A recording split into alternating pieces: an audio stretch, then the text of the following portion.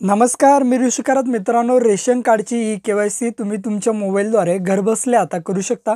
यासाठी कुठेही तुम्हाला जायची गरज नाही. कोणत्याही रेशन दुकानदाराकडे न जाता, कोणालाही ₹1 न देता घरबसल्या अगदी मोफतमध्ये तुम्ही तुमच्या रेशन कार्डची ई-के-वाय-सी करू शकता आणि घरातील जेवढे तुमचे मेंबर असतील किंवा फॅमिलीतील सदस्य असतील, त्यांची सर्वांची ई-के-वाय-सी तुम्ही तुमच्या मोबाईलवरून करू शकता.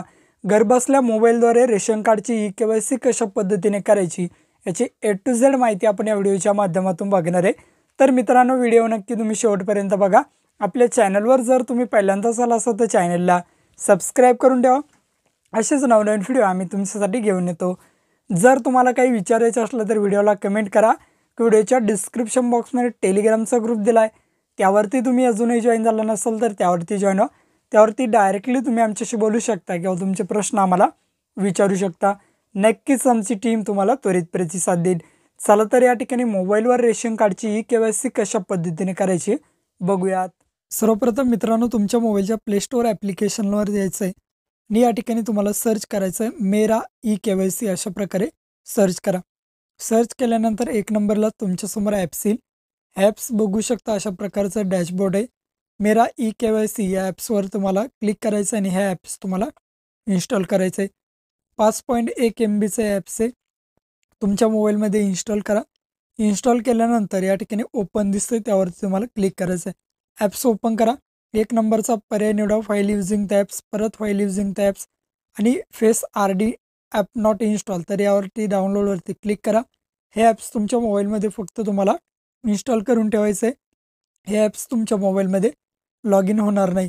44 MBचं हे ॲप्स आहे. हे ॲप्स तुमच्या मोबाईलमध्ये फक्त इन्स्टॉल करायचं. परत फेस ई-के-वाय-सी मेरा ई-के-वाय-सी ॲप्सवर येते. स्टेट या ठिकाणी आपलं महाराष्ट्र राज्य सिलेक्ट करून व्हेरीफाईड लोकेशनवरती क्लिक करा. अशा प्रकारे एरर येईल. आता काय करायचं आहे, स्क्रोल डाऊन करायचं आहे, वरती बघू शकता आणि लोकेशन दिसतंय तुमच्या मोबाईलचं GPS लोकेशन ऑन करायचं आणि व्हेरिफिकेशन लोकेशन यावरती क्लिक करा. क्लिक केल्यानंतर अशा प्रकारे येईल. इंटर आधार नंबर, या ठिकाणी ज्याची के-वाय-सी करायची त्या व्यक्तीचा आधार नंबर टाकायचा आणि जनरेट OTP या ऑप्शनवरती क्लिक करायचं आहे. त्या व्यक्तीच्या आधार कार्डला जो मोबाईल नंबर लिंक असेल त्यावरती एक OTP जाईल.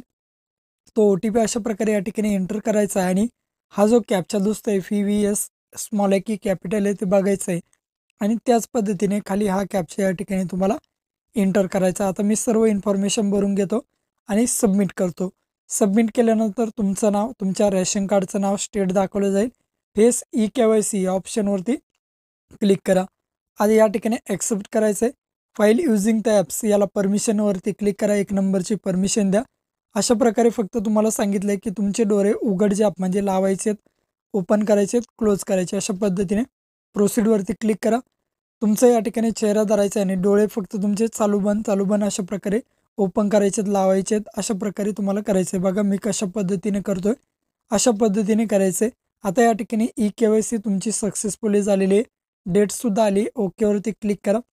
आता के-वाय-सी झाली आहे की नाही कसं चेक करायचं, परत होमपेजला महाराष्ट्र राज्य सिलेक्ट करा.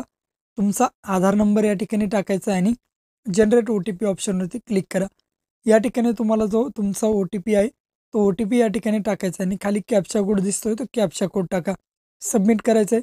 सबमिट केल्यानंतर या ठिकाणी बघा ई-के-वाय-सी स्टेटस तुमचं यस झालेलं आहे, म्हणजेच वाय झालेलं आहे. अशा पद्धतीने तुमची के-वाय-सी करू शकता.